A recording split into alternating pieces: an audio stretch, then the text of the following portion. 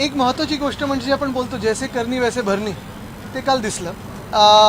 सत्तेत दोन्ही जे आहेत पक्ष किंवा सगळे जे पक्ष आहेत ते एकमेकांशी कसं वागत आहेत, काय नेमकं चाललेलं आहे हे आता महाराष्ट्राला कळायला लागले. पण महत्त्वाची गोष्ट हीच आहे, तुम्हाला एवढंच सांगेल की जे मिंदे गटातले ते सगळे डरपोक आहेत. कुठेही काही कोणी पुढे आवाज उठवणार नाही. त्यांना फायली दाखवल्या जातील, ज्या फायलींच्या कारणांमुळे त्यांना पळायला लागलं, गुवाहाटीला जायला लागलं आणि मग सगळं काही शांत होईल. कुठेही काही होणार नाही. डरपोक लोक आहेत.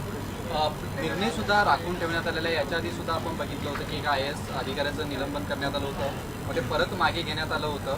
आज पुन्हा एकदा तशाच पद्धतीनं वरच्या सभागृहामध्ये निर्णय जो आहे हा राखून ठेवण्यात आला. कुठचंही सरकार हे एका पद्धतीने चाललं पाहिजे, कायदेशीर पद्धतीने चाललं पाहिजे. प्रोटोकॉल असतात, नियम असतात.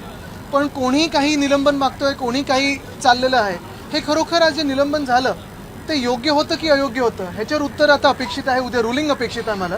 आणि जे मुख्यमंत्र्यांनी सांगितले की सखोल चौकशी, ती चौकशी पण त्याच्यातून काय काय येईल, मग त्याच्यात खरात प्रकरण आहे, साताराचं आहे, या सगळ्या फायली ज्या येत आहेत ते नेमकं कुठून येत आहेत, कोणामुळे येत आहेत आणि कशामुळे येत आहेत हे देखील जनतेला कळणं गरजेचं आहे. तुम्ही सातत्यानं लोकशाहीची हत्या होते असं विरोधक म्हणत होते, मात्र आज एकनाथ शिंदे यांच्या मंत्री शंभूराजे देसाई असं म्हणतात की लोकशाहीची हत्या झाली साताऱ्यामध्ये. हे सगळं हास्यास्पद आहे. ज्यांनी हा सगळा प्रकार सुरू केला तेच आज हे बोंबलत आहेत.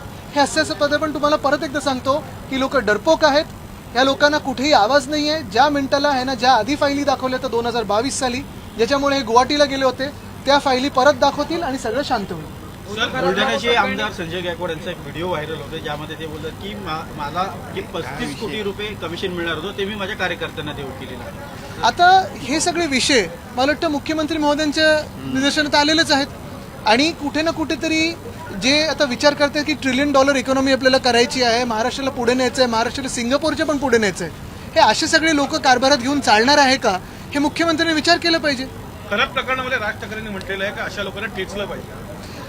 दोन्ही बाजूला म्हणजे बंधू बाबा तर आहेतच, पण बंधू भक्त जे आहेत आणि बंधू सरकारमधले जे बंधू मंत्री आहेत त्यांना देखील त्यांच्यावर कारवाई होणं गरजेची आहे, त्यांच्यावर कारवाई होणं अपेक्षित आहे. मग उपमुख्यमंत्री असतील किंवा कुठचेही मंत्री असतील, ज्यांचे फोटो त्याच्यात आलेले आहेत. मग कोणी सांगतं ट्रायडंट हॉटेलमध्ये जे बंधू बाबा बोलवले होते एकनाथ शिंदेनी त्यावेळी त्याच्यात एक असतील, कोणी सांगतं गुवाहाटीला जाण्याचंच कारण हे होतं. या सगळ्या जो प्रकार आहे, एवढा गलिच्छ प्रकार आहे, जेवढा घाणेरडा प्रकार आहे, एकेकाळीचा आपण पुरोगामी महाराष्ट्र म्हणतो आणि आता जे काही प्रकार दिसायला लागलेत, मग ह्या सातारा फाईल असू दे किंवा हे काय कॅप्स्टीन फाईल हल्ली याला बोलतात, कॅप्टनच्या फाईल, तर मला वाटतं हे सगळे जे प्रकार आहेत महाराष्ट्र ह्याच्यात बदनाम होतोय. ह्या राजकीय पुढाऱ्यांनी हे लक्षात घ्यावं. आज मोदींनी मान्य केलेलं आहे की देशात इंधनाचा तुटवडा आहे आणि यामुळे आपल्याला जशा पद्धतीनं कोविडमध्ये लॉकडाऊनचा अनुभव होता तशाच पद्धतीचा अनुभव आहे असं म्हटलंय त्यांनी. आता दोन गोष्टी त्याच्यात. एक, पहिल्या दिवसापासून मी हेच सतत सांगत आलेलो आहे की प्रधानमंत्री महोदयांनी देशासाठी आणि मुख्यमंत्र्यांनी इथे राज्यासाठी इंडो-US करार जो झालेला आहे तो झाला आहे की नाही इथपासून सुरुवातीपासून बोलणं गरजेचं आहे. आणि त्याचा आपल्या कृषी क्षेत्रावर असेल, उद्योग क्षेत्रावर असेल, सेवा क्षेत्रावर असेल काय परिणाम होणार आहे ह्याच्यावर बोलणं तर गरजेचं होतंच. पण त्याच सोबत आत्ताच्या काळात जो काही इराण, इस्रायल आणि USA हे युद्ध चालू आहे त्याच्यातून एकंदरच जागतिक आर्थिक व्यवस्था जी आहे त्याच्यावर जो परिणाम किंवा दुष्परिणाम होणार आहे त्याच्यावर बोलणं गरजेचं होतं. हे आज ते बोललेले आहेत, ते काय मी बोललो की मी मागणी केली म्हणून नाही, पण जी काही परिस्थिती उद्भवते आपल्यालाही माहिती आहे की अनेक शहरांमध्ये LPG सिलेंडरसाठी लाईन लागलेलं आहे. जो पाईप गॅस आहे तो पोचतोय की नाही, कुठे कुठे इंडस्ट्रियल गॅस कमी केलेला आहे. हे सगळं होत असताना जेव्हा प्रधानमंत्री म्हणतात की कोविडसारखी तयारी दाखवायला लागेल, ह्याचा काय अर्थ नेमका आम्ही काढायचा तो देखील त्यांनी सांगायला पाहिजे. कोविडसारखी तयारी म्हणजे जे उत्तर प्रदेशमध्ये चित्र दिसत होतं ते अपेक्षित करायचं का, गुजरातमध्ये जी ऑक्सिजनची कमतरता होती ते अपेक्षित करायचं का, एकंदरच PM केअर सारखा फंड जो निर्माण केला ते अपेक्षित करायचं का, की खरोखर कुठेतरी आम्हाला सरकारकडून कारवाई दिसेल, काम दिसेल, हे अपेक्षित करायचं. ह्याच्यावर पण बोलणं गरजेचं आहे. सर, LPG गॅसचा विषय हा मोठा विषय आणि ह्याला डायव्हर्ट करण्यासाठी 2 विषय पुढे आलेत का खरात आणि मला वाटतं कुठचाही विषय डायव्हर्ट करण्यासाठी आलेला नाहीये. जे काही घडलेले ते डोळ्यासमोर घडलेले.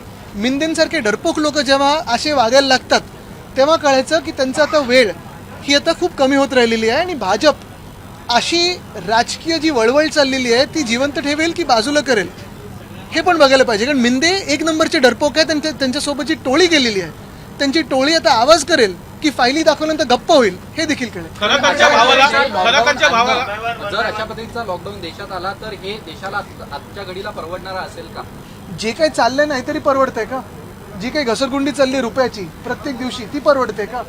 बेरोजगारीमध्ये पण पाहिलं असेल, परवा जे काही आकडेवारी आली आहे, जी ग्रॅज्युएट्सची बेरोजगारी ती भयानक जास्ती. आदित्य संपूर्ण अधिवेशनामध्ये रोजगारावर